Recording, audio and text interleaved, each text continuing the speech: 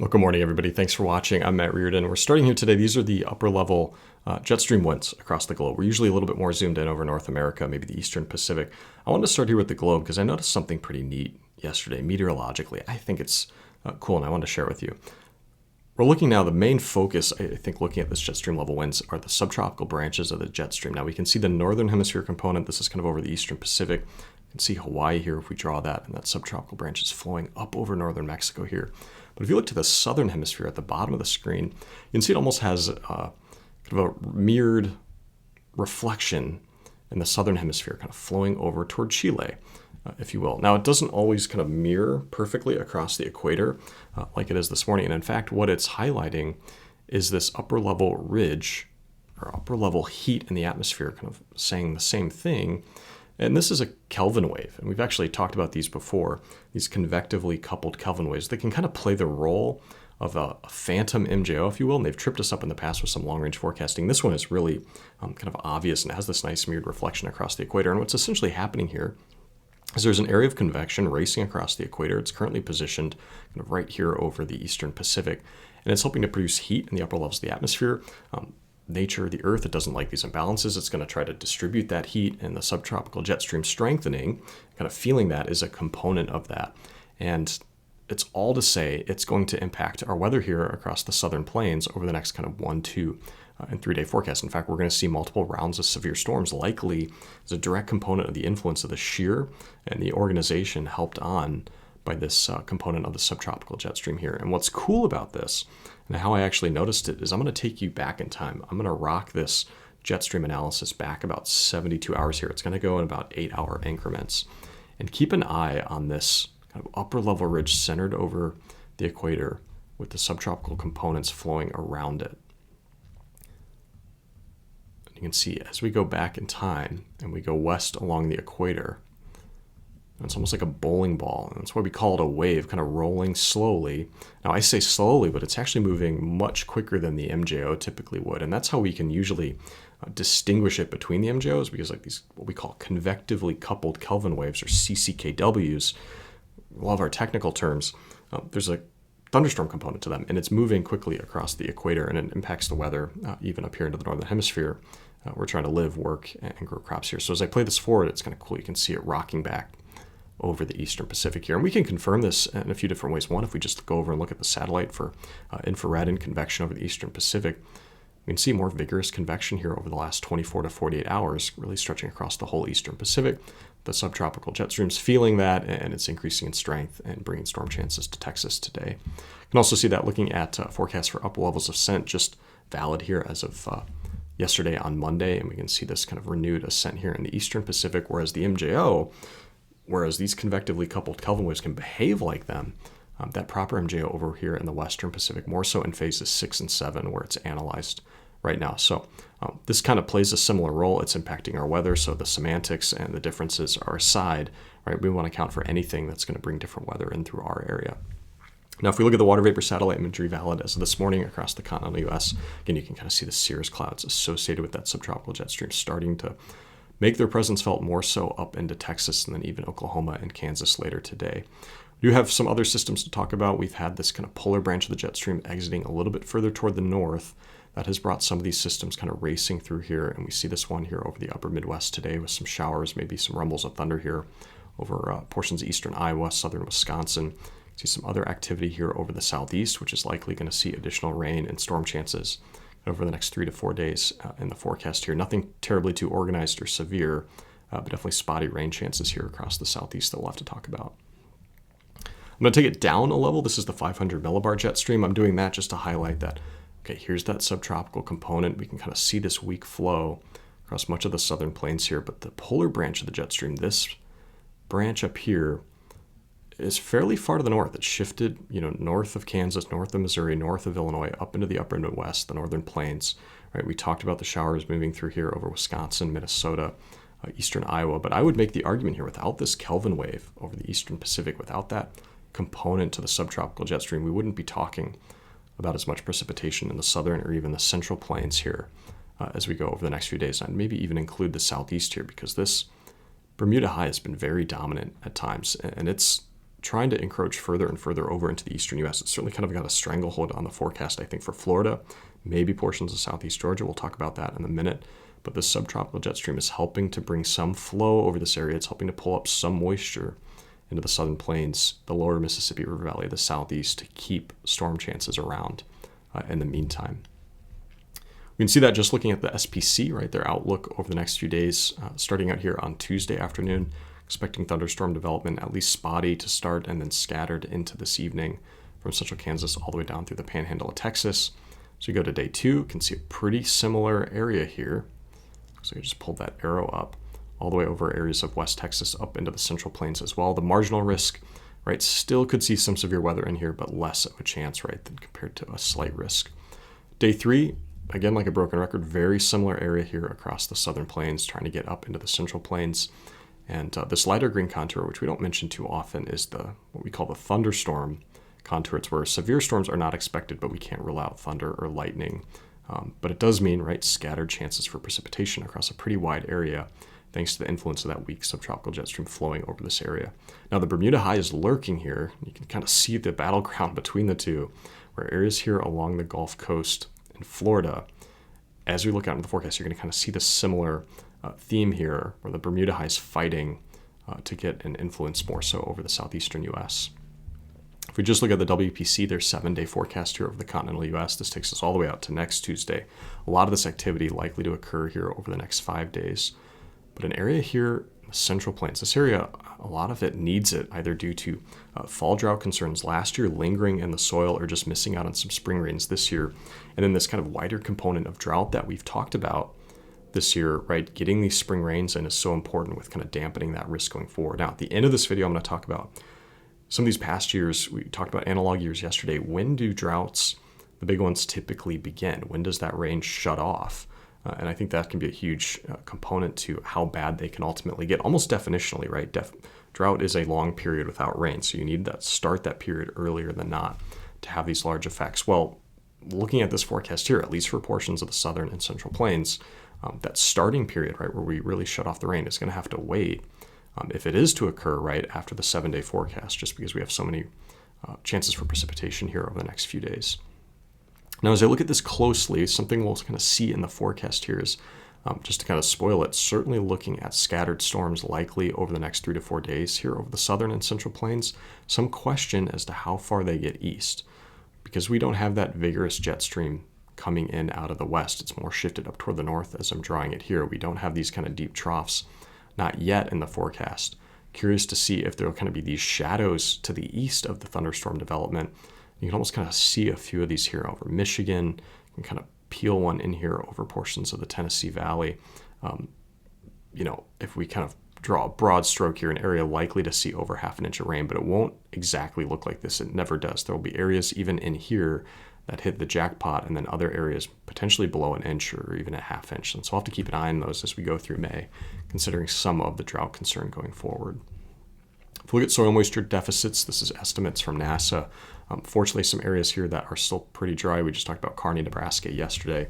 But you up into the Dakotas, right, seeing that 7-day precipitation, that 1-inch contour sneaking its way up in the Dakotas, Minnesota, over through Iowa. Some healthy spring rains coming in here now as a result of the system.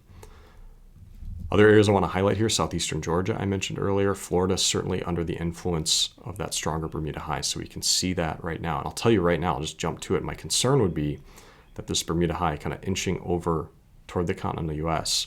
Tries to make this jump up into the central U.S. Now, that's not a forecast right now, but it is just a kind of ever-present concern going into any summer in the continental U.S., let alone ones where we're pulling up analogs that are a little bit more concerning in the historical data set. Mentioned some areas in Michigan to keep an eye on here. Still some lingering soil moisture deficits up toward, maybe Bay City, Union. I think Union City's up here as well, over toward kind of I-80 corridor. Keeping an eye on this area here. We've had good rains here recently, starting to peel back some of the year-to-date precipitation deficits in this area. But do just like to kind of highlight some of these so we can keep an eye on them to see where we end up after the 7 and 10-day precipitation forecast verify. If we look across the all hazards map, pretty quiet here across the continental U.S. This morning. I'm going to update this as about 6 a.m. as the recording of this video. That is Central Time. Willamette Valley seeing frost advisories here. Temperatures analyzed this morning, not really getting too cold. We are seeing some readings into the upper 30s, low 40s right now.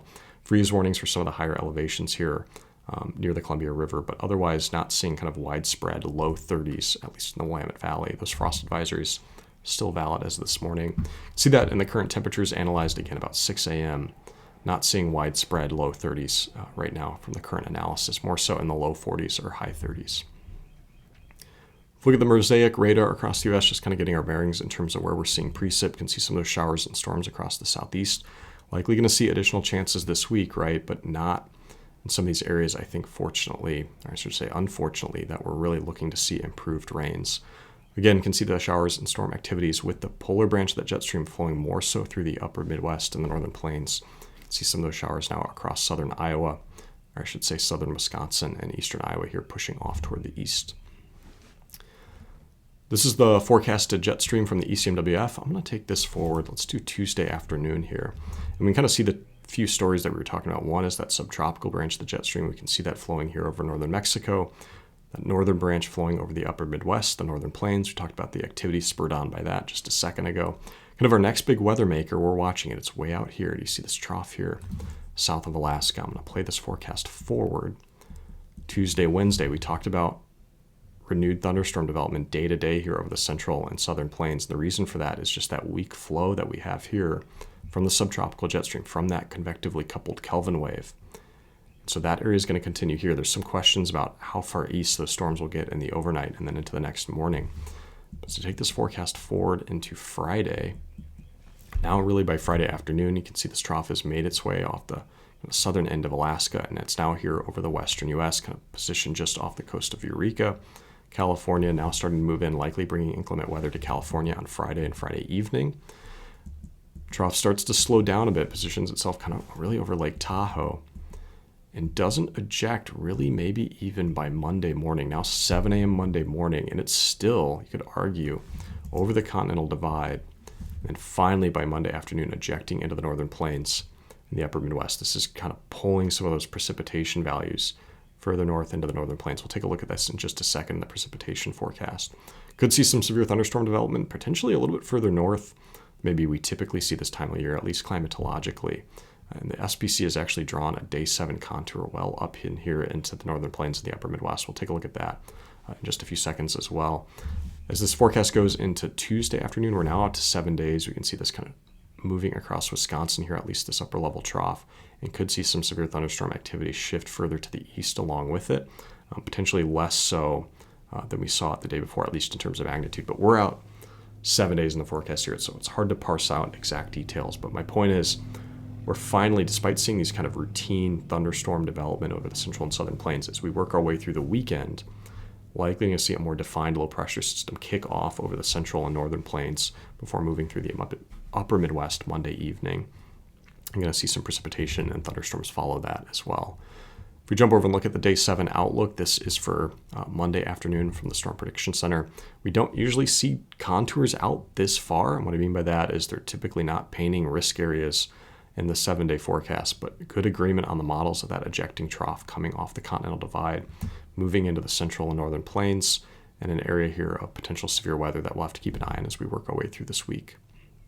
Now I'll jump over, this is the ECMWF precipitation forecast, kind of putting this all together in terms of where we're going to see precipitation, where not. I'll make this valid here as of this morning. See those showers that we were talking about over the upper Midwest and then the southeast, some of these thunderstorms. If I take this forecast forward, and I did that a little too quickly. Let's do 7 p.m. On Tuesday afternoon here later. See potential thunderstorm development here in West Texas.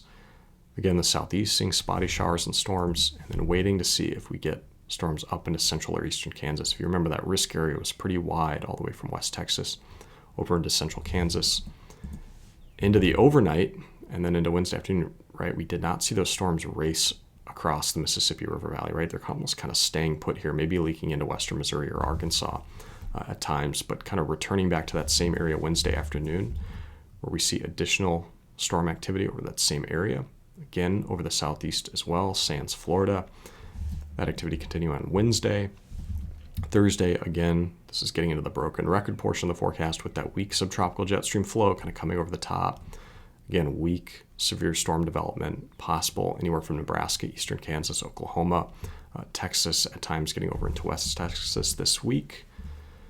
Take this forecast into Friday. We finally get this coalescing into a weak low pressure system trying to get here over Iowa, Minnesota, Wisconsin. This takes us into Friday morning. By Friday afternoon, this weak low, it's pretty broad here across portions of the Midwest, bringing precipitation chances here over Illinois, Indiana, Ohio, really kind of the wider Midwest and central Mississippi Valley. This is getting into Friday afternoon. That exiting east over the eastern Corn Belt as we go into early Saturday morning, then over New England, 7 a.m. Saturday, potentially continuing to see precipitation over Saturday afternoon into New England. And then here, we're doing storm development over the central and southern plains. So just kind of this continual storm chances, and that's why we saw the wide area of precipitation forecast from the WPC. Now by Sunday, as we get into Sunday afternoon, if you remember at this point is where we saw that trough coming onshore more in the west, starting to try to get off the continental divide. So we see more organized activity getting up into the central and northern plains. And it's really by Sunday afternoon where we're looking at the potential for severe storms in this area. Now the ECMWF not as kind of bullish on widespread severe storm activity, looking a little bit drier, and some of the precipitation forecast here. We'll have to see how this develops going through the week. But even into Monday morning, and then take this into Monday afternoon. Again, a little bit on the drier side here, again, from the ECMWF. So take this through now Tuesday afternoon, can see better storm development here across the Midwest, even portions of Iowa just a second ago in that forecast. A little bit earlier, stretching back toward Kansas. So a number of different severe thunderstorm opportunities to keep an eye on over the next few weeks. Jump back to that WPC forecast here, right? That wide swath of near 1 inch corridor precipitation here over the central U.S. If we take that to a ½ inch, right, much more broader across the eastern U.S. save portions, getting a little bit closer to that Bermuda high.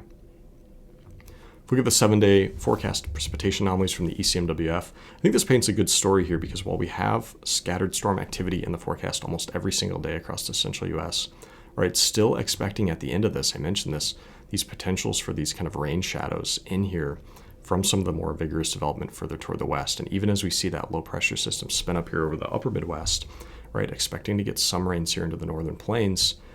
But remember, the ECMWF was dry, even in some of those severe storm forecasts, all the way out to day 7, maybe even day 8, Monday into Tuesday, when they got a little bit more vigorous. So we'll have to keep an eye on this to see how this develops. We did see near the end of that forecast better, more widespread precipitation here across this region, kind of Tuesday into Wednesday. That's just after the 7-day forecast.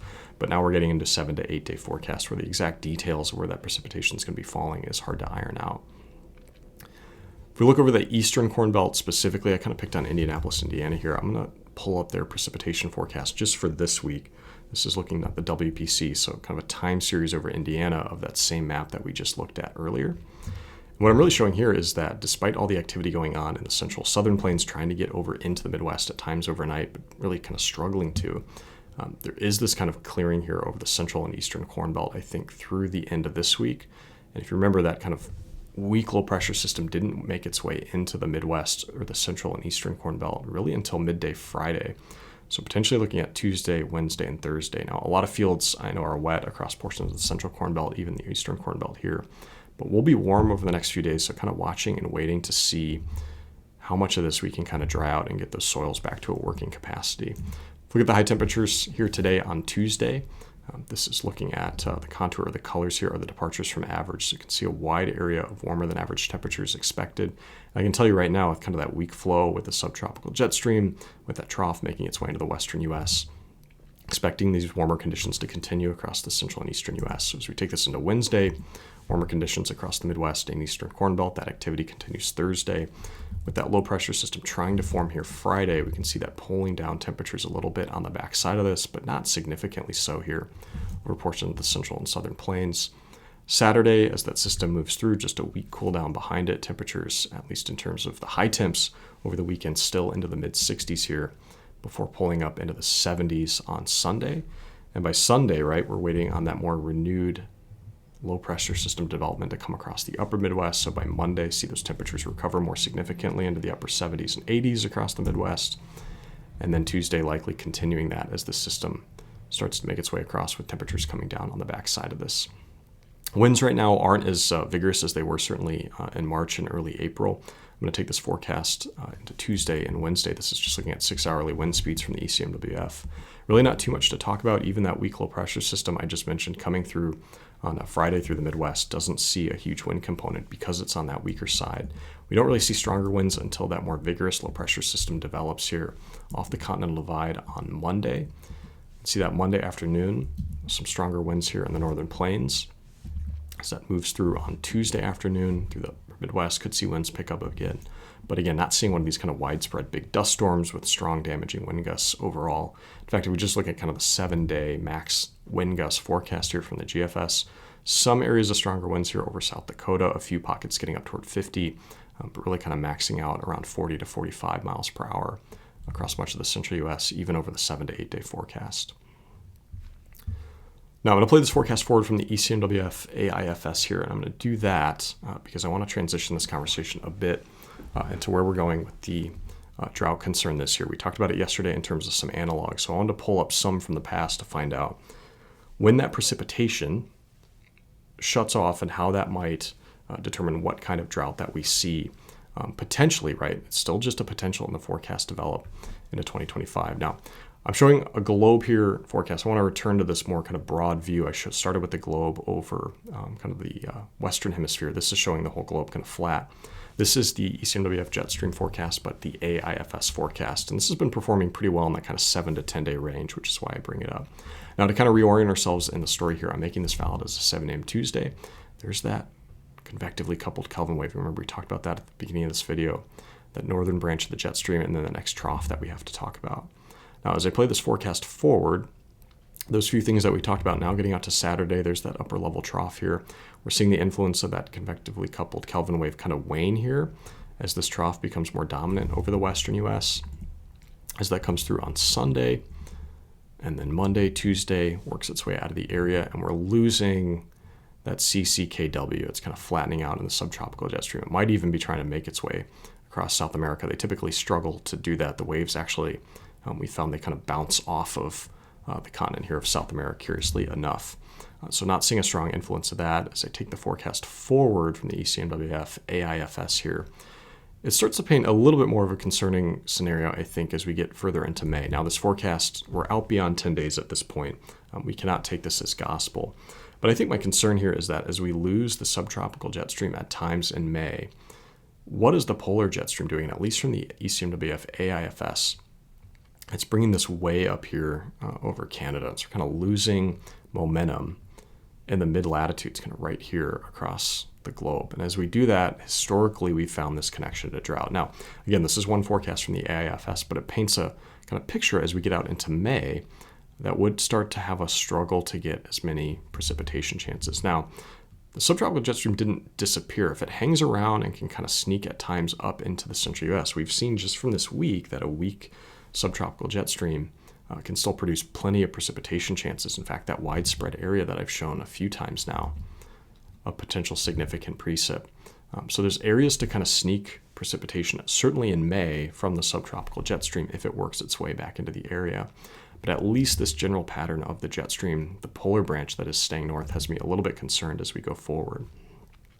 Now, if we look at the AIFS forecast for precipitation, right, the resolution isn't as good, so we're not going to make out kind of individual thunderstorms or anything like that. But it will give us some idea of the pattern going forward. I'm taking this into Thursday quickly now because we've already talked about this week.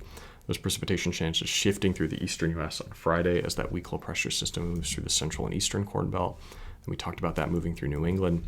Potential storms on the back side here Saturday over the plains. Sunday, right, trying to get back up into the northern plains. Some question as to how widespread these will be on Sunday. Monday, that more vigorous low pressure system developing here before moving off into the upper Midwest. Storms potentially down the front here, back over to the central plains on Tuesday. And then Wednesday, kind of lingering here over the Mississippi Valley and then through the Ohio River Valley, getting down into southern Texas. Now Thursday of next week, seeing this kind of weak front come through. But my concern is I take this forecast out and that upper level ridge develops here across North America. Right, we're seeing kind of a lack of precipitation here getting into the central U.S. Again, this forecast is kind of beyond the realm where we can take it too seriously, but it does paint kind of a picture in May that we've been concerned about this year. If I take the ECMWF ENS, different model here from the same family, if you will, again, shows that more dominant ridging over the central U.S. getting out into early May as well. Now the ENS, again, we can kind of tell from these lower heights here, does have the subtropical jet stream lingering around the southern U.S. This would potentially bring some storm chances in to get underneath this ridge. So that's what we'll have to be watching for, I think, getting out into early May. How much activity are we going to get kind of underneath potentially a polar shifted ridge, when that is the jet stream exiting further to the north out of the area. That makes precipitation a little bit harder to come by.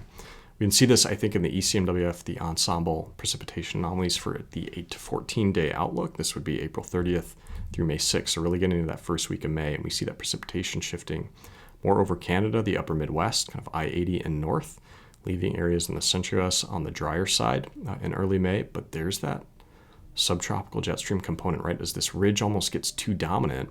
We've talked about this at times earlier this year in spring. As the ridge gets stronger and stronger, it actually allows these systems to kind of sneak in underneath it, which would allow Texas, some areas of the southern plains, we'll see about getting further east at times to get in some rainfall despite that ridge over much of North America.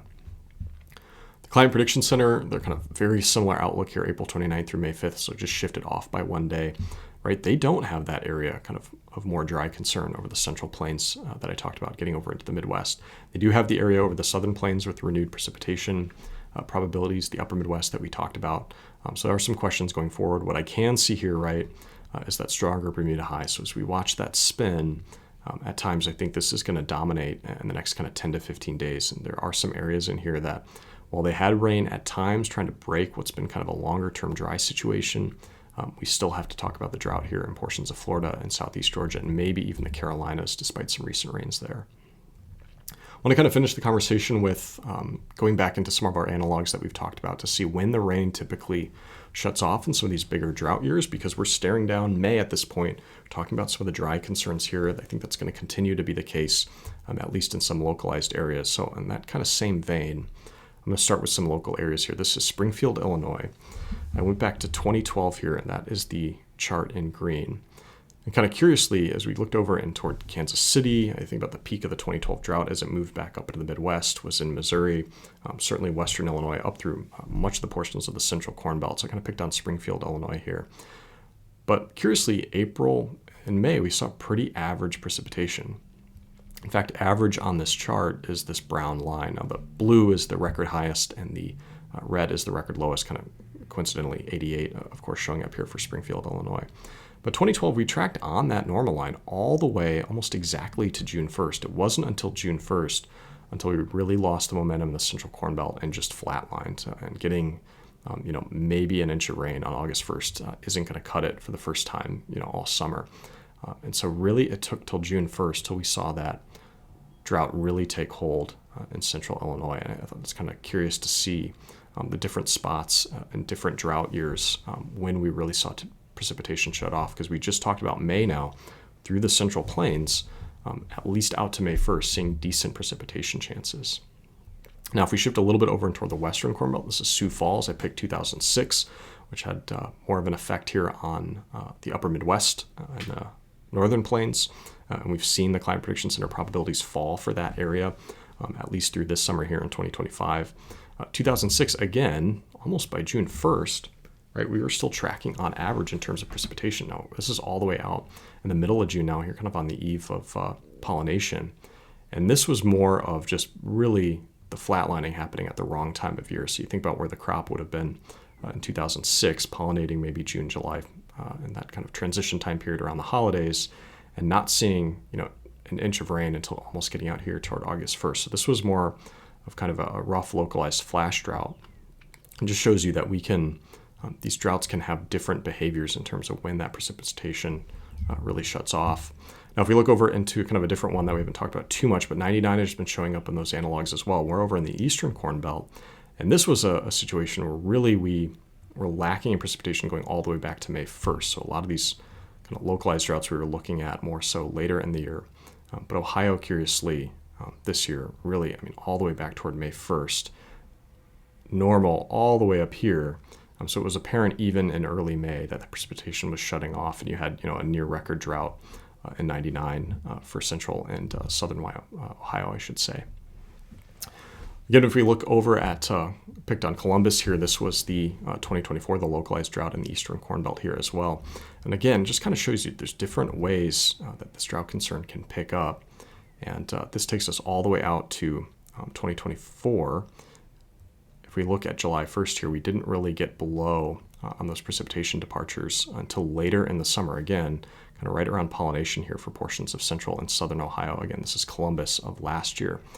So it can happen at different times of the year. So we're kind of watching and waiting to see when that momentum is going to shut off here. Of course, if it happens in May, kind of definitionally, it's hard to get these extreme droughts if they don't start early, right? You cannot create an extreme drought in 2, 3, 4, 5, even 6 weeks. It has to be kind of a potentially starting in fall the year before, overwintering, and then you're lacking precipitation over the same area over a long period of time. That is major drought. So areas that are getting precipitation now, you're looking at something that would be more of a flash drought or kind of a pollination drought, more so in summer. Certainly enough to impact yields, but right, to get something more like 88 or 12, we have to build in these flat lines or these plateaus in the precipitation, really kind of starting right away in May, if it's going to be what some of the people have been hyping up, right? Which we're not doing right now. There's a number of different scenarios here where we can play out where this is a less widespread issue. And in fact, one of the checkboxes for that would be widespread Central Plains rains that we just talked about in the forecast here over the next 7 days. So we'll have to watch these things going forward. Even just looking over the last 72 hours of precipitation, right, getting good rains into the Central Plains in spring is a way to reduce that drought conversation. But we do have to keep watching these holes, and we'll continue to do that. We talked about the one over kind of I-80, talked about the Northern Plains, and we've talked about the Southeast to continue watching going forward. Again, this map will not look exactly like this at the 7 days. In fact, I'll refresh it here, make it as valid as I can. It's not going to look exactly like this, and even just shifted on that latest update here. So we'll see which areas here we'll have to talk about in the future, but nonetheless, this precipitation here kind of helping us out as we get into May, which looks a little bit on the drier side, depending on how that jet stream shakes out. If you made it to the end of the video today, thanks for watching, and Eric will talk with you all tomorrow morning.